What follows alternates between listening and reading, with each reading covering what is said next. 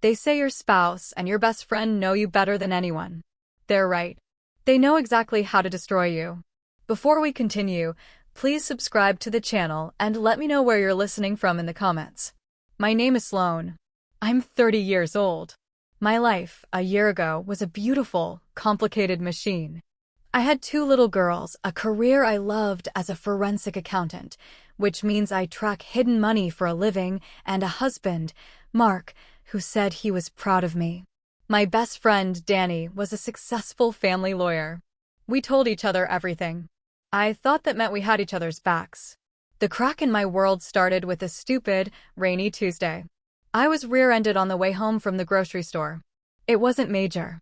My head whipped forward, my airbag didn't even go off. But I had a dizzying headache. The EMT at the scene checked me and said I likely had a mild concussion. "Rest, take it easy," he said. That's when the script flipped. Mark and Danny took over. They said it was out of love. "You're confused, Sloan," Mark said, taking my car keys. "You need to be supervised." Danny nodded, her lawyer face on. "Brain injuries are subtle. We just want to keep you and the girls safe." They moved me into the guest room to rest. They took my laptop. "Screens are bad for concussions," Danny said. They took my phone. Too much stimulation. My mother offered to take the kids for a few days, and they agreed too quickly. "It's for the best," Mark said, his voice smooth as glass. I was tired. My head throbbed.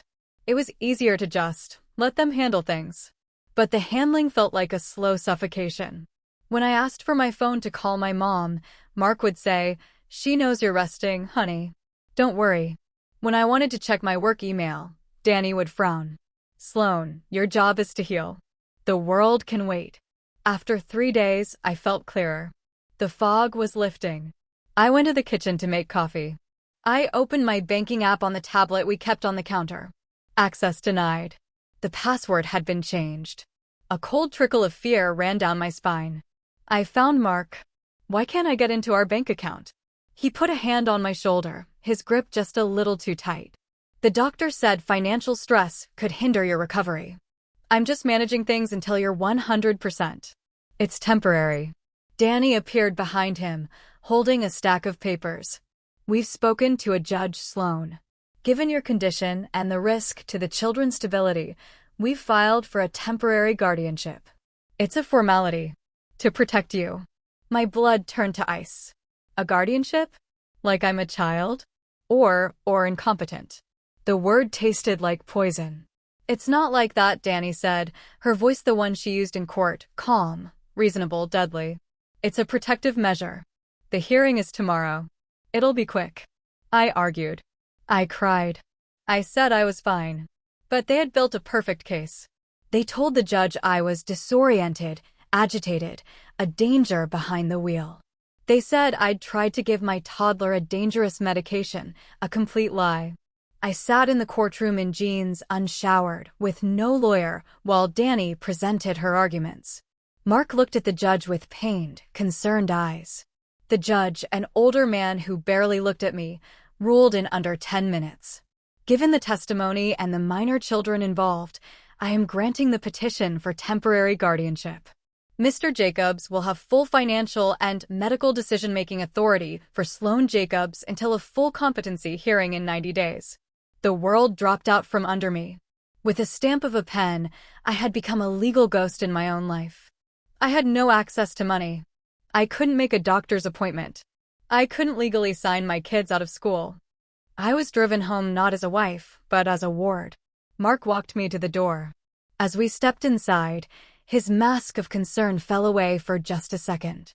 He looked at me, not with love or pity, but with a cool, calculating emptiness. "Just cooperate, Sloan," he said softly. "It'll be easier for everyone." I looked past him to Danny, who was already on her phone, a small, satisfied smile on her lips. They weren't protecting me. They were burying me alive. And they had just gotten a judge to hand them the shovel. Life under guardianship is a quiet kind of erasure. I existed, but I didn't make decisions. My signature was meaningless. I was a ghost in my own beautifully furnished house. Mark and Danny's strategy was simple: keep me tired, keep me confused, keep me powerless. My kids came home, But the rules were strict. "Mommy needs to rest," Mark would tell them, leading them away to play. My youngest would bring me a drawing, and Danny would swoop in. "Let's let mommy be calm, sweetie." Every bond felt monitored, interrupted. My heart broke daily. My phone and laptop were gone, but they'd forgotten about the past. In the back of a closet were boxes of old files, tax returns, bank statements from before everything was digital. To them, it was trash. To me, it was a crime scene waiting to be read. My mind, the thing they said was broken, was my only weapon. I started with the oldest statements.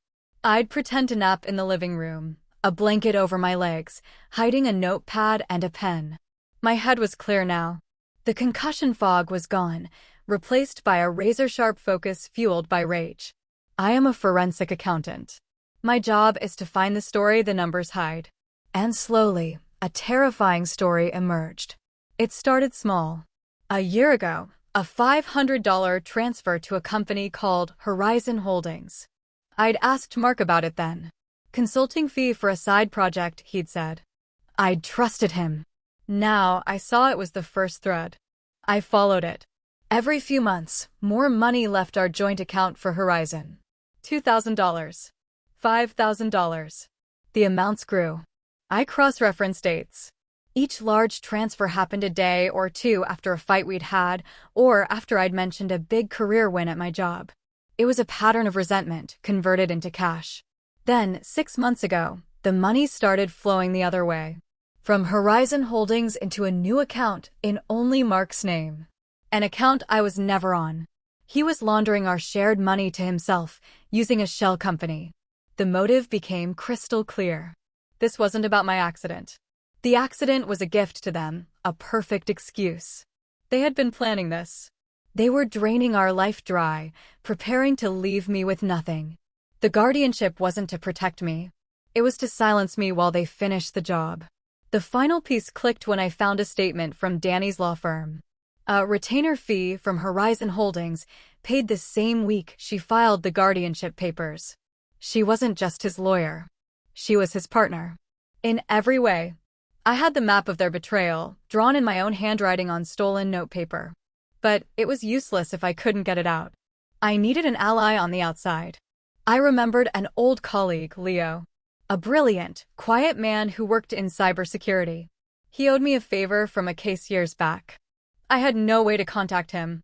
But I knew his daily habit. He bought coffee every morning at 7:15 a.m. from a shop 2 blocks from my house.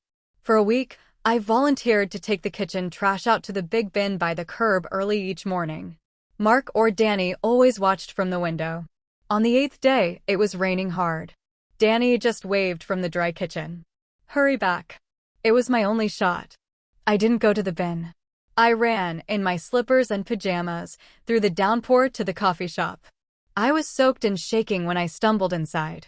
And there he was, Leo, holding a large black coffee. His eyes widened. Sloan? My God, are you okay?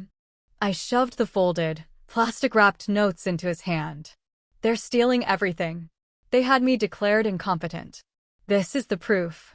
I need a forensic investigator. I need you to get this to someone who can act before my competency hearing. He didn't ask questions. He just nodded, pocketing the notes. I'll handle it. Be careful. I ran back, my heart hammering. I made it to the trash bin and back inside just as Danny turned from the window. You're drenched, she said, annoyed. The next 2 weeks were agony. I played my part, the docile, confused patient. I watched Mark and Danny grow more comfortable, more bold. They'd whisper and laugh in the kitchen, planning a trip for after the hearing. They thought they'd already won. The day of the full competency hearing arrived. Danny dressed me in loose, plain clothes, an outfit that made me look frail. In the courtroom, her argument was masterful. She painted a picture of a woman destroyed by a simple accident, a danger to herself and her children. She presented evidence of my confusion, misplaced keys, a burnt pot, all staged. The judge listened, his face grave. My court-appointed lawyer said little. It was a done deal. Just as the judge was about to speak, the doors at the back of the courtroom opened. Leo walked in, followed by a severe-looking woman in a sharp suit. My breath caught. My lawyer stood, confused. The judge frowned. And you are? The woman stepped forward. Grace Alden, State Financial Crimes Division. We have evidence pertinent to this hearing, Your Honor. Evidence of a conspiracy to defraud Ms. Jacobs and to manipulate these proceedings. Danny's face went sheet white. Mark stared, uncomprehending. I stood up. My voice, unused and steady, filled the quiet room. Your Honor, I said, looking directly at the judge. Before you rule on the state of my mind, I'd like to present evidence of the state of their morals. The silence in the courtroom was total. All eyes were on me. For months, I'd been told my mind was broken. Now, I used it as my weapon. The investigator, Grace Alden, approached the bench. She handed the judge a file. Your Honor, based on forensic documentation provided, we have opened a formal investigation into Mark Jacobs and Danielle Vance for grand larceny, conspiracy, and fraud. The documentation traces a systematic siphoning of marital assets totaling over $200,000. The judge's eyebrows shot up. He opened the file, scanning the pages, my handwritten notes, the bank statements Leo had digitized and highlighted, the clear map from our joint account to Mark's secret one. Danny found her voice first, the lawyer in her scrambling. This is a desperate fabrication. My client is clearly unstable and... Your client is your co-conspirator, counselor, Grace Alden stated coldly, cutting her off. We have the retainer payment from the shell company to your firm. This wasn't a legal strategy. It was a criminal enterprise. Mark looked like he'd been slapped. The color drained from his face as he realized the game was over. The act was gone, leaving only a terrified man. The judge didn't need to hear more. He looked from their stunned faces to mine, where I stood calm and clear-eyed. The petition for permanent guardianship is denied, he declared, his voice firm. The temporary order is vacated, effective immediately. Full legal and financial autonomy is restored to Ms. Sloane Jacobs. Then he turned to the bailiff. These two are remanded into custody. The court is forwarding this to the district attorney. The sound of handcuffs clicking shut on Mark and Danny's wrists was the sweetest, most hollow sound I'd ever heard. Danny was crying now, real tears of shock and ruin. Mark just stared at the floor as they were led away. Their perfect plan had collapsed in on itself. The aftermath was swift.